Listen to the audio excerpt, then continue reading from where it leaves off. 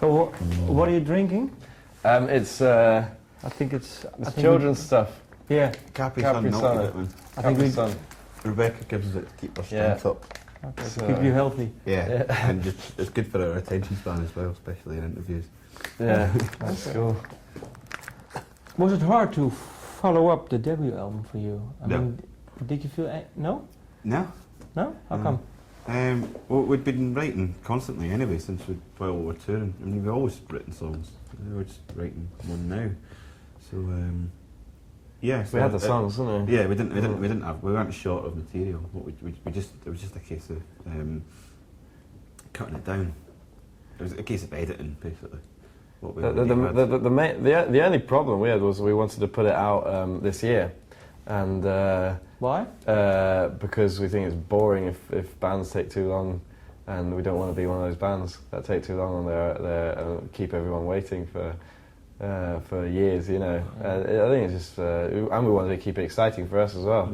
Wanted to keep it going, you know, so we can go back out on the road and play new songs, and so we set ourselves a deadline, which was July, beginning of July, and yeah, we recorded all the songs, and then but mixing it and finishing it all was like 24 hours a day. Like the last few days, just coffee. You know, it was that was fun as well. You know, you get into a certain Mind frame. Yeah, if you got like if you work day and night, it's like.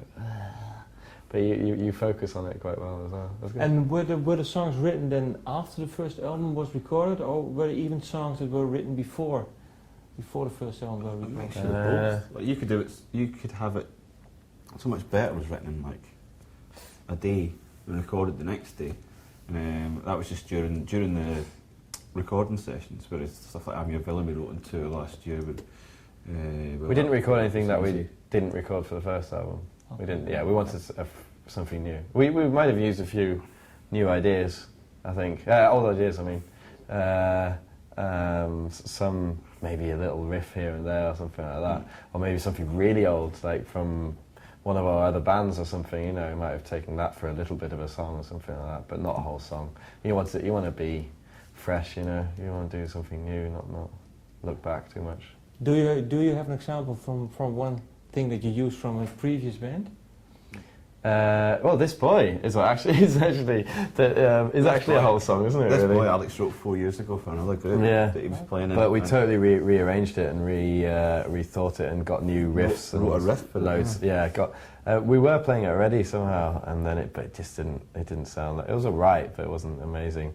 And then we found a few new parts, and it was just like, wow, this is it. You know, this is great.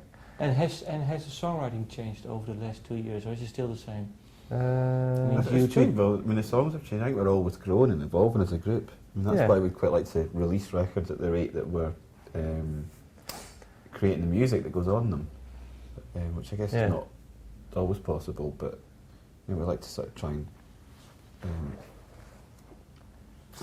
sort of get within that at least. That sort of idea of it. Does that make sense? Get within. I don't know what I'm trying to say. But like, I mean, of course the songwriting has changed. You know, like you don't want to write write the same album again. You know, of course not. No, what I mean because when the first album was released, well, you didn't tour as much, and now you have toured for 2 years. You had a lot of pressure on you. I mean, because of that, did it change or? Well, we've definitely changed as a band, like as the way we work together. Yeah. You know, like we just. A much better band, like Paul was saying. You know, we've toured for a year, and as soon as we go in a room, we know exactly what the other person is. Well, we don't know exactly what the other person's going to do, but it's like it clicks. You know, it just like it works straight away. Whereas when we started, it was quite we had to find each other first. You know, find the right parts, and you know, for instance, Bob started playing the bass just before we recorded the first album. You know, and now he's pretty good. You know, he can play. We don't have to tell him everything, you know. So it's much faster. We can work much faster, and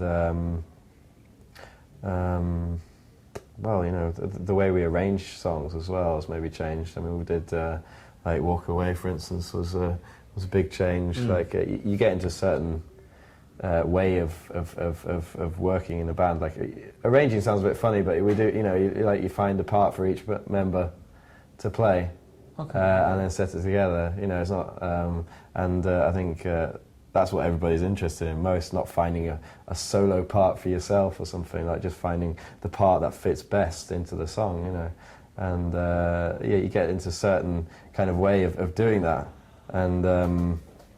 With Walk Away, we went down that road and then it just didn't work. So we did it a different way, you know. We changed it.